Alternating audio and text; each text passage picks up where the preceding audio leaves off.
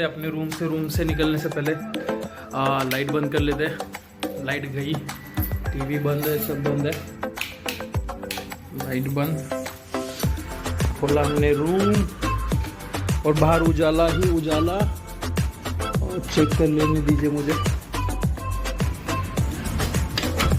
ये lock check ठीक से लॉक हो गया। यहाँ पे कुछ वायरिंग का काम कर रहे हैं ये लोग, तो जहाँ पे जिस हॉस्टल पे मैं रुका हूँ। अभी निकले हैं, पहुँचते फटाफट। तो कहाँ पे जा रहा हूँ और आप लोगों के साथ मैं क्या शेयर करूँगा या फिर आप लोगों को क्या कौन सा लोकेशन में दिखाने वाला हूँ, आपको वहाँ पे पहुँचने के बाद मैं बताऊँगा। But till the time be with मी।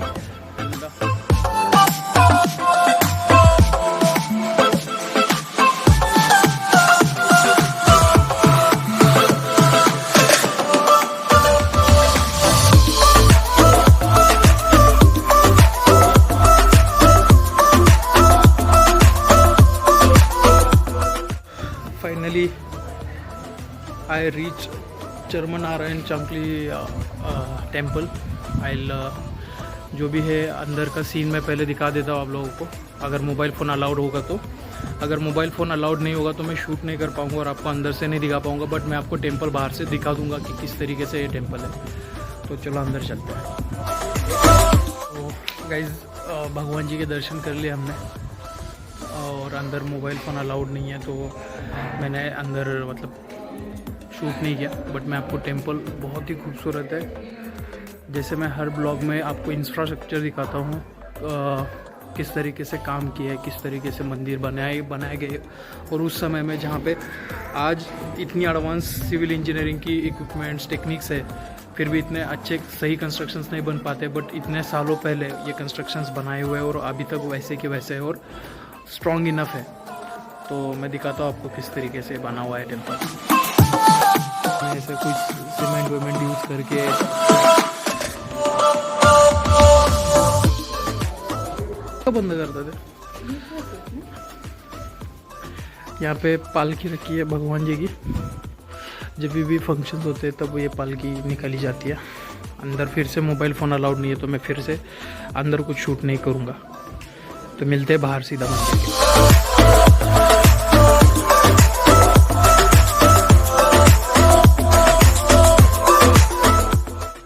अरे पिलर भी देख लो किस तरीके से नक्शी बनाई हुई है इसके ऊपर। ये नक्शी बनाना कोई खेल नहीं, मतलब अभी के इंजीनियर्स की तो ये हाथ की बात ही नहीं है, उनको पॉसिबल भी नहीं है अभी के इंजीनियर्स के लिए। बट क्या सही बना है देखो। और ये पूरा जो हिस्सा है, ये पूरा टेम्पल के ऊपर का हिस्सा, ये भी पत्थरों से बनाया हुआ है।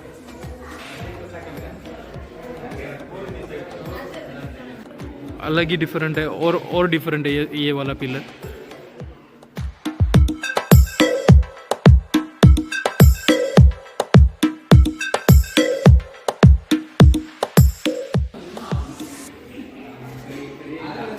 तो मैं यहाँ से फटाफट निकल रहा हूँ क्योंकि हमें और एक टेम्पल में जाना है और उस टेम्पल का अलग टाइमिंग है। हम लोग यहाँ पे पहुँचे हुए हैं। बंद है, पता नहीं क्यों बंद है। तो अंदर हमें यहाँ पे प्रसाद मिल रहा है जो कि ख़त्म हो चुका है।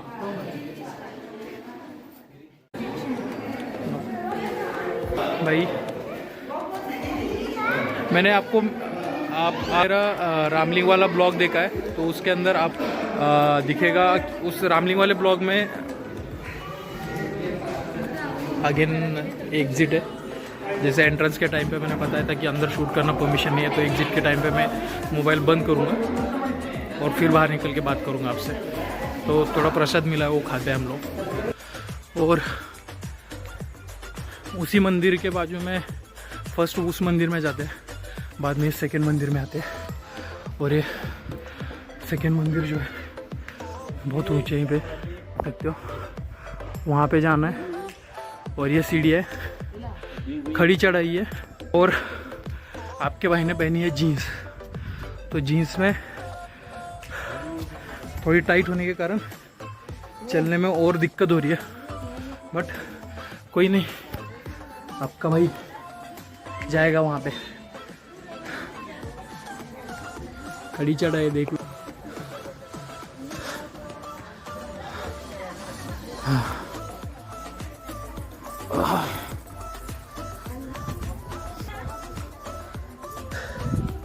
काम कर दो।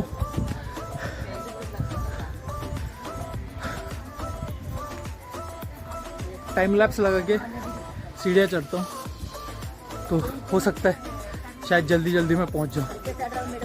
तो आप ये सीढ़ियाँ चढ़ने का जो टाइम लैप्स है वो एंजॉय करो और मैं टाइम लैप्स लगा के ऊपर पहुँचता हूँ।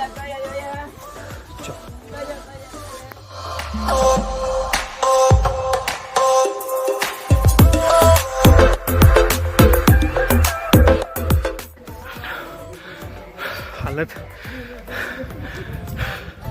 खराब हो गई।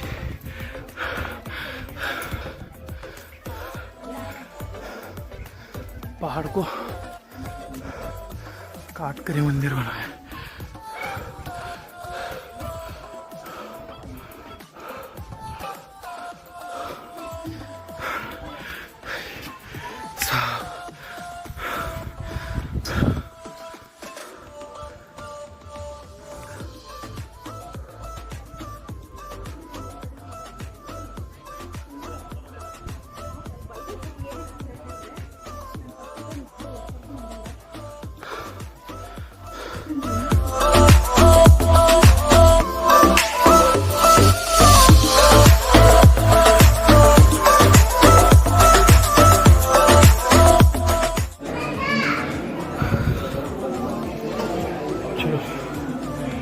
मंदिर के अंदर ये जो है श्री योग नरसिम्हा स्वामी टेम्पल है। तो मैं नाम पढ़ के बता रहा हूँ क्योंकि इतने बड़े बड़े नाम मेरे लिए प्रोनाउंस करना बहुत ही मुश्किल वाला काम है, मतलब मैं नहीं कर पाऊँगा। तो मैं पढ़ के जो है बता रहा हूँ। हम मंदिर में पहुँच चुके हैं और अभी 1.5 घंटे का वेटिंग है अंदर पहुँचने के लिए। तो तब तक बैठने के लिए कहा गया है लाइन में नीचे ही फ्लोर पे, और सब लोग बैठ चुके हैं। मैं भी बैठने वाला हूँ, बट मेरी बात ख़त्म करके फिर मैं बैठूँगा। तो जो स्टेयर केस है वो बहुत ही वर्टिकल है और चढ़ने में बहुत दिक्कत आती है।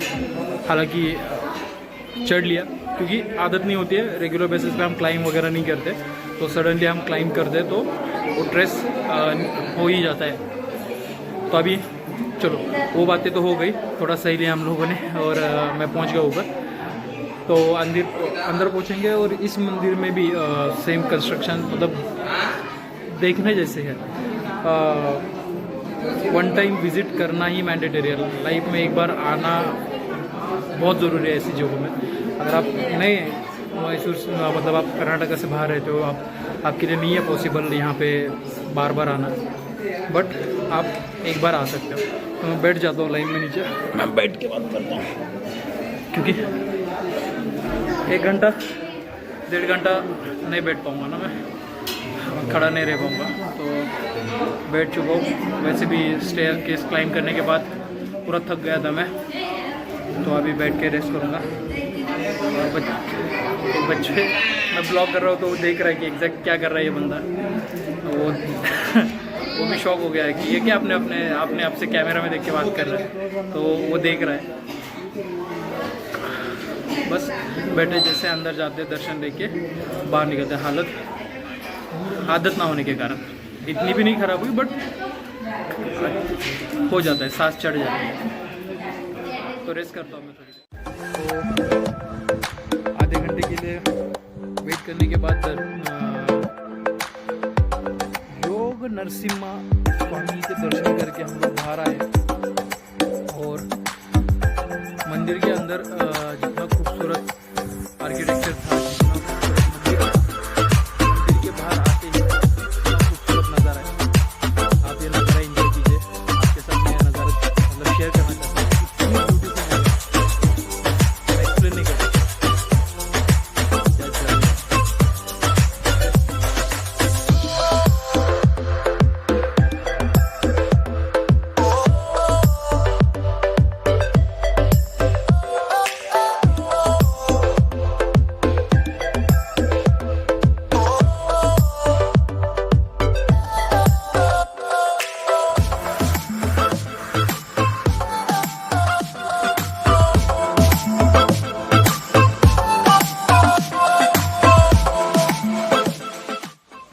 भाई ऐसी खूबसूरत जगह पे मैं आया था, या फिर आप कह सकते हो मैं आया हूँ। और नीचे तो कपल फ़ोटो वगैरह खींच रहे। मैं एकदम पहाड़ के टॉप लोकेशन पे खड़ा हूँ भाई। मतलब मेरा तो पैसा वसूल हो गया यहाँ पे आने का। जो भी टाइम, जो भी पैसा इसमें इन्वेस्ट हुआ है इस ट्रिप में, वो वसूल हो गए। इतना खूबसूरत मतलब ये लोकेशन है, इतना खूबसूरत ये जगह है। तो बस मतलब इनिशियल जब मैं यहाँ पे पहुँचा था तब थोड़े बहुत मुझे कंप्लेंट्स थे, क्योंकि थोड़ा सा सीन हुआ, मतलब सीन नहीं बट कन्फ्यूजन हुआ था रूम को लेके। तो थोड़ा मैं अलग माइंडसेट में था। बट यहाँ पे आने के बाद जितना भी इन्वेस्टमेंट हमने टाइम का किया है, पैसे का किया है, वो पूरा वसूल है। पूरा एकदम सही लोकेशन है और मन एकदम खुश हो गया देख के। खूबसूरत जगह है। तो अभी क्या करता हूँ, मैं कुछ पिक्चर्स क्लिक कर दूँ और वो पिक्चर्स आप लोग इंस्टाग्राम पे शुभम_n_ पेटे इस इंस्टाग्राम हैंडल पे जाके आप वो पिक्चर्स चेक कर सकते हो। तो थोड़े पिक्चर्स खींच लेता हूँ, यादें इकट्ठा करनी है ना, और पिक्चर्स भी चाहिए। तो ठीक है, मैं पिक्चर क्लिक करता हूँ। उसके बाद मिलते पिक्चर वगैरह ख़त्म करने के बाद आगे फिर मैं बताता हूँ आगे का शेड्यूल क्या है, कहाँ जाने वाले, क्या चीज़ है सब। So this place is so beautiful place. तो मुझे खुद समझ में नहीं आ रहा कि क्या क्या शूट करूँ और क्या क्या आप लोगों को दिखाऊँ। ये ब्लॉग लेंदी बनते ही जा रहा है। मैं अवॉइड कर रहा हूँ अननेसेसरी चीज़ें शूट करने का, बट ये बढ़ते जा रहा है क्योंकि जगह ही इतनी खूबसूरत है कि हर एक चीज़ में कैप्चर करना मतलब चाहता हूँ। कितना सही लग रहा है मंदिर, इतना मंदिर। एक्चुअली ये 1x ज़ूम में था।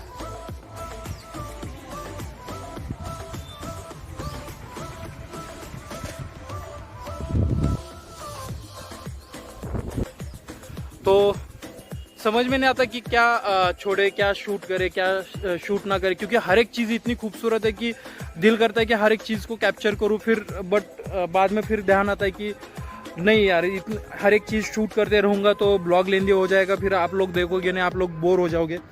बट भाई भले आप मेरा ब्लॉग में सब चीज़ें देखो या ना देखो, फास्ट फॉरवर्ड करके देख लीजिए, स्किप करके देख लीजिए, बट इस लोकेशन पे आपको आना चाहिए। बहुत ही खूबसूरत लोकेशन है और रील्स के लिए तो बहुत सही जगह है भाई। रील स्टार कोई है देख रहा है तो रील्स वगैरह शूट करने के लिए तो एकदम सही जगह है। बाकी डॉक्यूमेंट्री या फिर वेब सीरीज़ का भी शूट आप कर सकते हो, इतना सही लोकेशन ही है। तो चलते मेरे दोस्त है जिनके साथ मैं आया हूँ, उनको ब्लॉगिंग से प्रॉब्लम है, वो पसंद नहीं कर रहे, उनको ऑकवर्ड फील हो रहा है। और मुझे शूट तो करना पड़ेगा क्योंकि ये चीज़ मुझे पसंद है। तो चलो, ऑलमोस्ट आ चुका हूँ नीचे मंदिर के। अभी निकलते, कहीं पे खाने के लिए रुकेंगे। अभी 2 बज रहे तो खाने का टाइम हुआ है, तो मिलते हैं खाने के मेज़ पे। तो जो नरसिम्हा मंदिर में गया था, नरसिम्हा स्वामी के मंदिर में, उस स्वामी के मंदिर का जो पानी का टेम्पल, जैसे आपको मैंने दिखाया था ऊपर से, पानी का ये था, तालाब था, पॉन्ड था। तो वहाँ पे आया हूँ, तो बस एक पेड़ पकड़ के बैठा हूँ शांति से, क्योंकि ऊपर चढ़ा था और नीचे उतरा था तो थक गया था। और जिन लोग दोस्तों के साथ आ रहा हूँ वो एक्चुअली उनको दोस्त कह सकते हैं, दोस्त नहीं कह सकते, वो क्वेश्चन मतलब मन में आ रहा है, क्यों आ रहा है पता नहीं, क्योंकि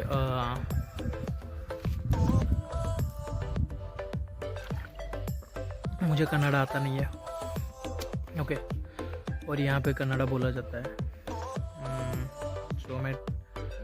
और मुझे समझ में नहीं आता क्या बोलते हैं। मैं बोलनी तो दूर की बात है, समझ में ही नहीं आता कि क्या बोल लेते।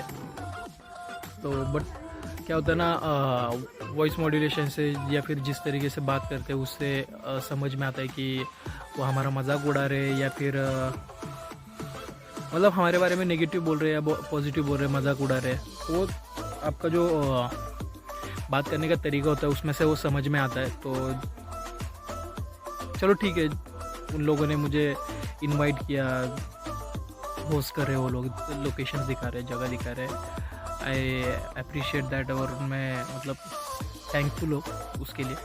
बट वो यहाँ पे लेके आने के बाद they are calling me Mustafa, or passing comments on my activities, like I'm shooting vlogs now, so they are calling me Mustafa and all that. So unfortunately entire day was good, but ये जो इतना छोटा सा scene हुआ है या फिर ये छोटी सी बात हुई है, उसने मुझे अपसेट कर दिया। नहीं मन कर रहा है अभी घूमने का। ऐसा लग रहा है कि गलत लोगों के साथ दोस्ती कर ले या फिर गलत लोगों के साथ घूम रहा हूँ। मुझे लगता है, मुझे समझ में नहीं आ रहा है कि थोड़ा पेशेंस रखूँ